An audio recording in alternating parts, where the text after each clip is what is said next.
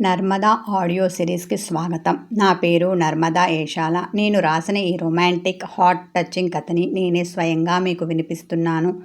అనుకోని పరిణయం భాగం 31. ఆమె మనసు నిండా అతనిపై ప్రేమ ఉంది. కానీ అతని మనసులో ప్రేమ, పగ రెండూ ఉన్నాయి. అవి సందర్భానుసారంగా బయటపడుతూ అతన్ని ఉక్కిరిబిక్కిరి చేస్తున్నాయి. దాంతో అతడు ఏ భావాన్ని ఆమె మీద స్పష్టంగా చూపించలేకపోతున్నాడు. ఇది ఇలా ఎంతకాలం సాగుతుందో తెలియదు. అతడు ఆ తరాజులో ఎటువైపు మొగ్గుతాడో అతనికి కూడా తెలియదు. కారు సైడ్ విండోలో నుండి బయటికి చూస్తూ కూర్చున్న ఉర్వి, ఏ దేవుడు కరుణించాడో కానీ నా జీవితం కొద్ది కొద్దిగా గాడిలో పడుతోంది. ఆయనలో నా పట్ల సానుకూల స్పందన కనిపిస్తోంది. ఇలాగే మరికొన్ని రోజులు గడిస్తే ఆయన పూర్తిగా మారి నా సొంతం అవుతారు. అప్పుడు నాకు ఏ కష్టాలు ఉండవు. అందరూ అమ్మాయిల్లాగానే నేను కూడా నా భర్తతో కాపురం చేసుకుంటూ హాయిగా ఉంటాను అని అందమైన భవిష్యత్తును ఊహించుకుంటూ తనలో తాను నవ్వుకుంది. ఆమె నవ్వుకోవడం కంటి కొస నుండి చూసిన అతనికి కనిపించింది. అతని మనసు భగ్గుమంది. అబ్బా, ఎంత బాగా నవ్వుతోందో చూడు, నంగనాచి తుంగ బుర్రలా. నన్ను రొమాంటిక్ మూడ్లోకి దింపి ఎంజాయ్ చేస్తున్నాను అనుకుంది కాబోలు. అందుకే అలా ముసిముసిగా నవ్వులు రువ్వుతోంది. అసలు ఇది నన్ను టెంప్ట్ చేయడం కాదు, నేనే దీన్ని టెంప్ట్ చేసి నా కోసం తప్పించేలా చేస్తాను. అది నన్ను చేరుకోవాలనే కోరికతో గిలగిలా కొట్టుకుంటుంటే చూసి సంతోషిస్తాను. కానీ నేను మాత్రం ఆమెకు లొంగను. మనసులో గట్టిగా నిర్ణయించుకున్న అతడు ఆమె మీద శాడిజం చూపించడానికి సిద్ధమయ్యాడు. ఇక ఆలస్యం ఎందుకు అనుకున్నాడేమో. గేర్ స్టిక్ మీద ఉన్న తన ఎడమ చేతిని తీసి ఉర్వి కుడి చేతి మీద వేసి ఆమెను రెచ్చగొట్టేలా నొక్కాడు. అతని ప్లాన్ ఫలించినట్టుంది. అందుకే ఒక్కసారిగా ఆమె ఒళ్ళు జల్లుమంది. 1000 వోల్ట్ల కరెంట్ ఏదో తన ఒంట్లోకి ప్రవేశించినట్టు కలిగింది. గుండె కొట్టుకునే వేగం పెరిగి అది అతను నడుపుతున్న కారు స్పీడ్తో పోటీ పడింది. కారులో ఫుల్గా ఏసీ ఉన్నా ఆమె నుదుటి మీద చిరుచెమట పట్టింది. ఈయనేంటి ఉదయం నుండి నన్ను ఇలా టెంప్ట్ చేస్తున్నారు అనుమానించింది. ఆ తీయని తలుపులు ఆమె మదిలో మెదలగా సిగ్గుతో ఆమె బుగ్గలు ఎరిపెక్కాయి. మైకం కమ్మి మత్తుగా వాలుతున్న కనురెప్పలను బలవంతంగా ఎత్తి మేఘవైపు చూసింది. ఆమె చూపులు గుచ్చుకోవడంతో డ్రైవింగ్ చేస్తున్న అతడు తల తిప్పి ఆమెను చూశాడు. అతని చూపుల్లో ఆమె చూపులు చిక్కుకున్నాయి. అతడు ఉన్నట్టుండి చిలిపిగా కన్ను గీటాడు. ఆమె ఊహించని చర్యకు తత్తరపడింది. ఇంతలో బైక్ హారన్ చప్పుడు వినిపించింది. ఇద్దరూ ఉలికిపడి ముందుకు చూశారు. పక్క వీధిలో నుండి వస్తున్న బైక్ని కాస్తుంటే కారు గుద్దేసేది.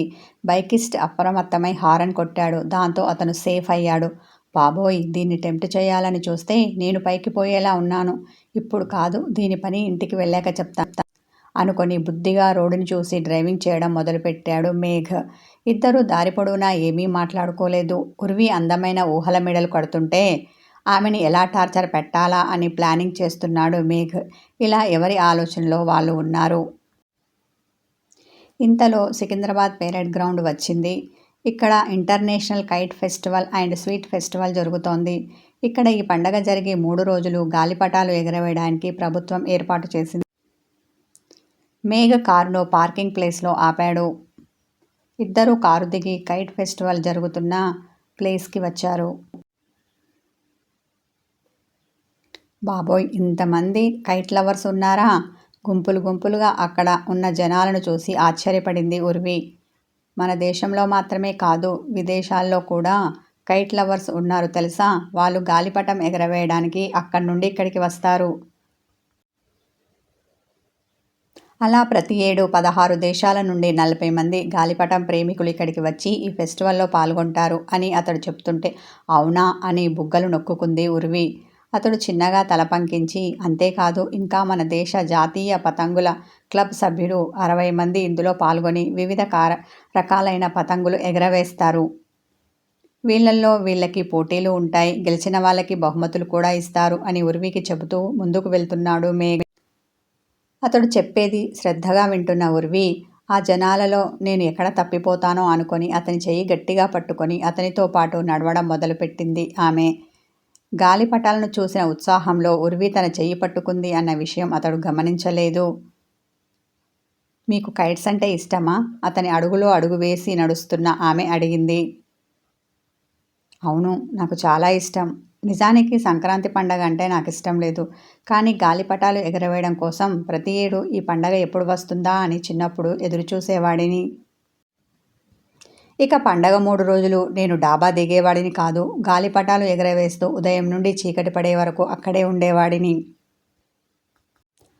అమ్మ భోజనం తీసుకుని నా దగ్గరికి వచ్చి తిండి కూడా తినకుండా నీకెందుకురా ఇంత పిచ్చి అని ముద్దుగా తిట్టి గోరుముద్దలు తినిపించేది. చిన్ననాటి విషయాలను గుర్తు చేసుకుని తన్మయత్వంతో చెప్పాడు మేఘ్. కాస్త ముందుకు వెళ్ళేసరికి అక్కడ రకరకాల తినుబండారాల షాపులు, హస్తకళల స్టాళ్ళు, ఇంకా చేనేత వస్త్రాలకు సంబంధించిన షాపులు ఉన్నాయి. వాటిని చూసి మరోసారి ఆశ్చర్యపోయింది ఉర్వి. ఇదేంటి, కైట్ ఫెస్టివల్ అంటే ఓన్లీ కైట్స్కేగా ఉండాలి, తిరునాళ్లలో వెలిసినట్టుగా ఇన్ని రకాల స్టాల్స్ ఉన్నాయేంటి అబ్బురపడింది.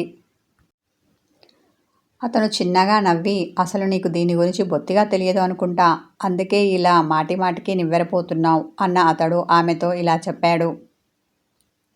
ఇదొక్కప్పుడు ఓన్లీ కైట్ ఫెస్టివల్ మాత్రమే, కానీ కొన్నాళ్లుగా దీన్ని అభివృద్ధి పరిచి international kite festival and sweet ఫెస్టివల్గా సెలబ్రేట్ చేస్తున్నారు. అందుకే ఇక్కడ జాతీయ, అంతర్జాతీయ స్వీట్లు 400 రకాల వరకు ఈ దుకాణాల్లో దొరుకుతాయి. ఇంకా సాయంకాలం సందర్శకుల కోసం సాంస్కృతిక కార్యక్రమాలు కూడా జరుగుతాయి. అందుకే అదిగో అక్కడ వేదిక కూడా ఏర్పాటు అని దూరంగా ఏర్పాటు చేసిన వేదికను చూపించాడు మేఘ్. అవునా అంటూ అతను చూపించిన వైపు చూసింది ఉర్వి. గాలిపటాలు అమ్మే ఒక షాప్ దగ్గర ఆగాడు మేఘ్. అక్కడ అతను తనకు కావలసిన గాలిపటాలను, చెరకను, మాంజాను కొన్నాడు. గాలిపటానికి కన్నాలు చేసి దారంతో ముడివేసి పతంగిని ఎగరవేయడానికి సిద్ధం చేశాడు.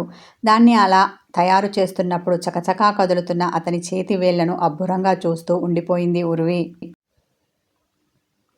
ఎందుకంటే ఆమె గాలిలో ఎగురుతున్న గాలిపటాన్ని తప్ప ఎప్పుడూ పతంగిని అంత దగ్గర నుండి చూడలేదు. ఆమెకు అన్న, తమ్ముడు అంటూ ఎవరూ లేరు. ఉన్నది తను ఒక్కతి, పైగా ఆడపిల్ల. చిన్నప్పుడు మగపిల్లలు గాలిపటం ఎగరవేస్తుంటే దగ్గరికి వెళ్ళి చూడాలి, దాన్ని ముట్టుకోవాలని ఆశపడేది. కానీ వాళ్ళ అమ్మమ్మ మగపిల్లలతో నీకు ఆటలేంటి అని పంపించేది కాదు. అందుకని దూరం నుండి చూసి సంతోషించేది. కానీ ఇప్పుడు అలా కాదు. తన భర్త గాలిపటం ఎగరవేయడానికి దాన్ని సిద్ధం చేస్తుంటే చూస్తున్న ఆమెకు చాలా ఆనందంగా ఉంది. చిన్నప్పుడు తాను చేయలేని పని ఇప్పుడు చెయ్యాలి అన్న కోరిక పుట్టింది ఆమెకు. ఎగరవేయడానికి సిద్ధంగా ఉన్న గాలిపటాన్ని తన చేతితో పట్టుకొని దాన్ని మురిపెంగా చూసి, నాకు నేర్పించండి, నేను ఎగరవేస్తాను క్యూట్గా అడిగింది.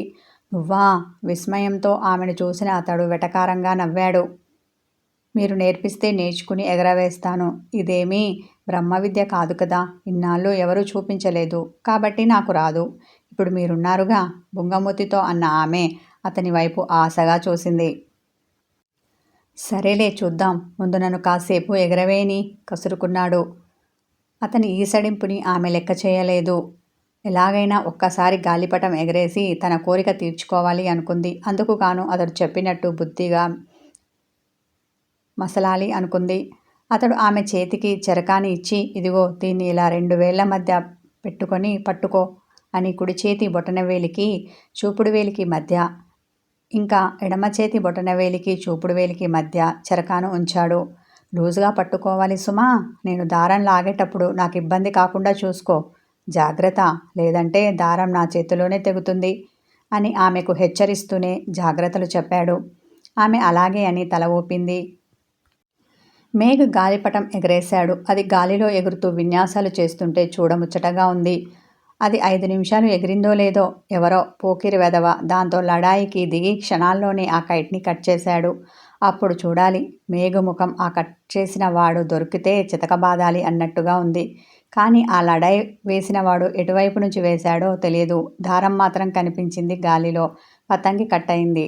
చెరకా కూడా సరిగ్గా పట్టుకోవడం చేత కాదు. కానీ పెద్ద పుడింగిలా పతంగి ఎగరవేస్తాను అని అడిగింది చూడు అని ఆవేశంతో ఆమె నెత్తిమీద ఒక జల్లకాయ వేశాడు అతడు. నేనేమి చేత కాదని తెలిసినా దీన్ని నీకు ఇచ్చాను చూడు, నాకు బుద్ధి లేదు అని ఆమె చేతిలో నుండి చెరకాను లాక్కొని పతంగి కట్ చేసిన వాడి మీద కోపాన్ని ఉర్వి మీద చూపించాడు. ఆమె తప్పేమీ లేకపోయినా అతని కోపానికి ఆమె బలైంది. ఆవేశంలో తిట్టిన అతని తిట్లను మౌనంగా భరించింది. తన భార్య ముందు తన పరువు పోయింది అనుకున్న మేఘ్ దరిద్రుడు చైనా మాంజాతో లడాయికి దిగినట్టున్నాడు. అందుకే నా గాలిపటం కట్టయింది. లేదంటేనా ఉక్రోషపడ్డాడు అతడు. నీకు తెలుసా ఉర్వి, నాతో ఇప్పటి వరకు లడాయికి దిగి గెలిచిన వాళ్ళు ఎవరూ లేరు ఆమెతో గొప్పగా చెప్పాడు. అయితే మన మాంజా మంచిది కాదంటారా? మరి మీరెందుకు క్వాలిటీ ఉన్న చైనా మాంజా కొనలేదు? ఏమీ తెలియని ఉర్వి అమాయకంగా అతన్ని అడిగింది. చిరుకోపంతో ఆమెని గుర్రుగా చూసి, అది అంత మంచిది కాదు. గాజు పెంకులతో పాటు అందులో ఇంకా ఏమేమో కలిపి తయారు చేస్తారు. అది చాలా డేంజర్. దాన్ని ఎవరు కొనవద్దు అని ప్రభుత్వం బ్యాన్ చేసింది. అయినా కొందరు ప్రబుద్ధులు దొంగతనంగా తెచ్చి అమ్ముతున్నారు. తెలివిలేని మూర్ఖులు కొని ఇతరుల గాలిపటాలు కట్ చేస్తున్నామని సంబరపడిపోయి చంకలు గుద్దుకుంటున్నారు. కానీ అమాయకుల ప్రాణాల మీదకి తెస్తున్నామని తెలుసుకోవడం లేదు. ఆమెకు చెప్తూనే మరొక గాలిపటాన్ని ఎగరవేయడానికి సిద్ధం చేశాడు మేఘ్. కిందటి ఏడు నేను వార్తల్లో చూశాను. బైకుపై వెళ్తున్న అతని మెడకి పతంగి దారం చుట్టుకొని చనిపోయాడు అని. అది ఈ దారమే అయ్యుంటుంది కదూ? అనుమాన నివృత్తి కోసం అడిగింది ఉర్వి. అతను అవును అన్నట్టుగా తల ఆడించి గాలిపటాన్ని ఎగరవేయడానికి సిద్ధమయ్యాడు. మేఘ్ గాలిపటాన్ని ఎగరవేస్తుంటే, దేవుడా, ఈసారి ఎవరూ మా ఆయన గాలిపటాన్ని కట్ చేయకుండా చూడు, లేదంటే ఆ కోపాన్ని నా మీద చూపిస్తారు. ఈ హ్యాపీ మూమెంట్ అంతా స్పాయిల్ అవుతుంది. అలా కాకుండా చూడు తండ్రి అని మనసులో అనుకుంటూ చెరకాను పట్టుకుంది ఉర్వి.